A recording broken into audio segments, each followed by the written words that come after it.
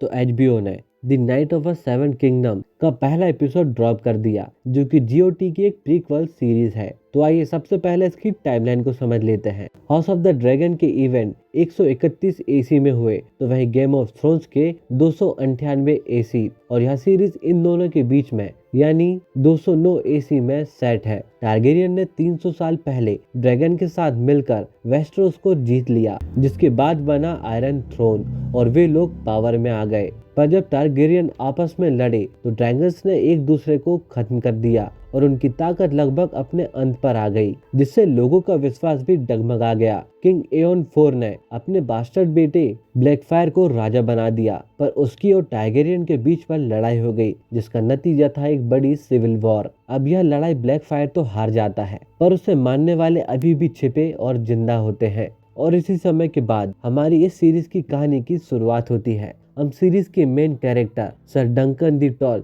यानी डंक को देखते हैं, जो कि अपने दिवंगत गुरु पेनेट्रिक के सर अर्लॉन को दफना रहा होता है। डंक एक अनाथ बच्चा था, जबकि सर अर्लॉन ने इसे अपना शागिर्द बनाया, उसकी देखभाल की और उसे पाल पोस कर बड़ा किया। डंकन उसे दफनाने के बाद कहता है, बिना गलती उन्होंने कभी उसे चाटा नहीं मारा, सिवाय मेडन पूल के, जहाँ पर उस बूढ़ी औरत के पाई उसने नहीं खाया था, बल्कि उस लड़के ने खाया था। पर अब इन बातों से क्या ही फर्क पड़ना था। वह अंत में उनके 3 घोड़े, उनकी तलवार और उनकी ढाल को अपने साथ रख लेता है। वह मन ही मन सोचता है, अगर वह उन तीनों घोड़ों को बेच देता है तो वह राजा की तरह जिंदगी बिता सकता है, पर आखिर कब तक? कुछ ही समय बाद तो उसे भीख मांगकर ही काम चलाना पड़ेगा। तब उसके मन में सैनिक बनने का ख्याल आता है, क्योंकि सैनिक बनने के ढेर सारे फायदे जो हैं, तो वही एस्फोर्ड में एक प्रतियोगिता होने वाली है, तो वह उसी ओर अपनी किस्मत आजमाने निकल पड़ता है। रास्ते में खाने के लिए वह एक सराय में रुकता है, जहाँ पर सामने ही वह एक गंजे बच्चे से मिलता है और वह उस बच्चे से अपने घोड़ों को नहलाने और खिलाने को कहता है। अंदर एक आदमी नशे में धुत पड़ा होता है। तभी सराय की मालकिन उसके पास आती है और उसे बताती है कि वहाँ खाने में क्या क्या है। साथ ही उसे पता चलता है कि वह एक दिन में एस्फोर्ड पहुंच जाएगा, जहां की पूरा शहर उस टूर्नामेंट में हिस्सा लेने पहुंचने वाला है। तभी वह पियक्कड़ आदमी अचानक से उठ जाता है और वह डंक से कहता है, मैंने तुझे अपने सपने में देखा था और भाई तुम मुझसे दूर ही रहना। और वह तुरंत अपने पास से कॉइन निकालकर उस औरत को थमा देता है, जिसमें कि ड्रैगन का चिन्ह बना होता है, और वह यहाँ से चला जाता है। अब वह आदमी कौन होता है फिलहाल तो हमें नहीं बताया जाता। अब खाने के बाद डंक यहाँ से जाने वाला होता है और जब वह अपने घोड़े के पास पहुँचता है तो वहाँ पर उसे वही गंजा लड़का मिलता है। तब डंक को पता चलता है कि वह लड़का भी उसी की तरह अनाथ है, जिससे कि वह सराय की मालकिन का बच्चा समझ रहा होता है। तभी वह लड़का डंक के साथ जाने के लिए जिद करने लगता है। वह कहता है कि वह उसके घोड़े का ख्याल रख सकता है और उसका एक अच्छा शागिर्द बन सकता है, पर डंक उसकी बात को सीधे ही मना कर देता है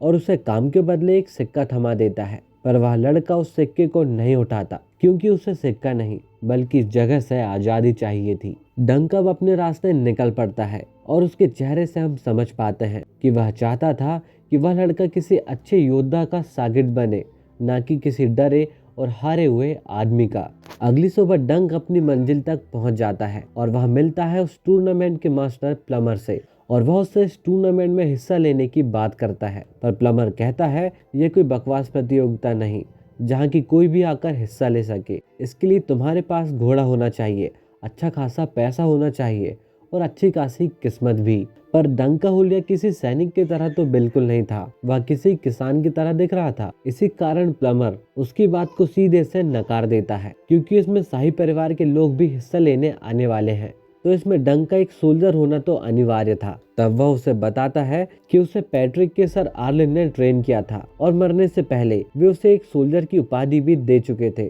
तब प्लमर कहता है कि मैं उन्हें नहीं जानता, पर अगर कोई आकर तुम्हारी सिफारिश करता है तो तुम इस टूर्नामेंट में हिस्सा ले सकते हो। तभी उसे याद आता है हाउस डोंडोरियन, जिनके लिए कभी आर्लिन ने सर्व किया था, जिस समय डंक काफी छोटा था। तो डंक को उम्मीद होती है कि उनका वंशज सर मैनफोर्ड को वे जरूर याद होंगे, तो इसी उम्मीद के साथ वह यहीं पर रुक जाता है। और जब वह उसे ढूंढने निकलता है तब उसे पता चलता है कि वह सो रहा है और वह उसे शाम को मिलेगा। आगे उसे रास्ते में सर स्टेफन, उसके शागिर्द जो कि उसका कजन भी है, से मिलता है, जो कि एक घमंडी योद्धा होता है। और लंबे चौड़े डंक को देखकर वह उसे चैलेंज कर बैठता है ताकि वह उसे हराकर उसकी बेइज्जती कर सके। पर डंक उसकी किसी भी बात पर ध्यान नहीं देता है और वह चुपचाप वहां से चल पड़ता है। वह रात गुजारने के लिए एक जगह ढूंढता है, वहीं अपने घोड़े को बांधता है और नहा धोकर वापस मेन फोर्ट को ढूंढने आ जाता है, जहाँ कुछ औरतों से उसे पता चलता है कि वह अभी भी सो रहा है। अब वह उस आदमी के बारे में पता करते करते उन औरतों से भी मिलता है, जो कि उनसे कहती है, यह काम ढूंढने से बेहतर तो तुम कुछ और ही कर सकते हो। अब डंग को आदमी का पता तो नहीं चलता है, तो वह ड्रैगन का एक नाटक देखने पहुंच जाता है, जिसे दिखाने वाली लड़की उसे काफी अच्छी लगती है, तो वह उसे ही देखते रह जाता है। पर जैसे ही लड़की की नजर उस पर पड़ती है तो डंग वहां से भाग निकलता है, और जब वह यहाँ से जा रहा होता है तो उसे स्टेफन का वह शागिर्द देख लेता है, जो कि उसे आदि मानव कहकर पुकारता है, यानी आधा मानव और आधा दानव, और यह सब उसके सिर्फ लंबे चौड़े शरीर की वजह से। तभी वह उससे पूछता है, क्या तुम्हें भूख लगी है? अब डंग इस समय तो काफी भूखा होता है, तो वह उसे मना नहीं कर पाता है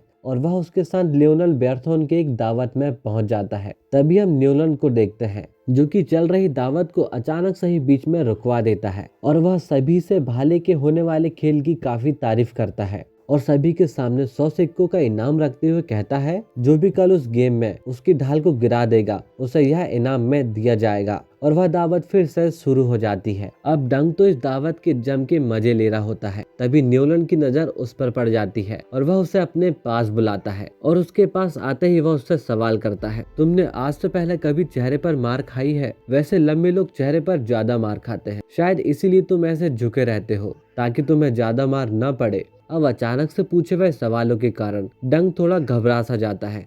वह कहता है, लॉर्ड, अगर आप कह रहे हो तो शायद यही सच होगा, और वैसे भी जहाँ मैं रहता हूँ मुझे वहाँ पर यही सिखाया गया था। तब वह कहता है, ऊपर वाले ने तुम्हें इतना बढ़िया शरीर दिया है तो तुम्हें तो अकड़ कर चलना चाहिए, नहीं तो मैं तुम्हें सूली पर चढ़ा दूंगा। अब इनकी बातें तो यूं ही चलते रहती है। तभी वह डंग को डांस के लिए ऑफर करता है, जिसमें कि डंग मान भी जाता है, और वे लोग रात भर जम के नाच गाना करते हैं और शराब भी पीते हैं। और जब यह सब खत्म हो जाता है तो आधी रात के समय डंग वहां से बाहर निकल जाता है और उससे रास्ते में मैनफोर्ड मिल ही जाता है। अब वह आर्लिन के बारे में उनसे पूछता है, पर वह उन्हें पहचानने से सीधे मना कर देता है, क्योंकि उस समय कई लोगों ने उन्हें सर्व किया था और कई लोग मारे भी गए थे, तो उन्हें याद रख पाना तो पॉसिबल नहीं था। अब एक बार फिर उसके हाथ निराशा लगती है और वह मायूस होकर अपने कैंप वापस लौटता है। तभी वह देखता है कि एग वहां पर पहले से ही मौजूद था और वह मछलियां पका रहा था, जो कि किसी बैलगाड़ी के सहारे यहाँ पहुंच गया था। डंग उसे देखकर हैरान रह जाता है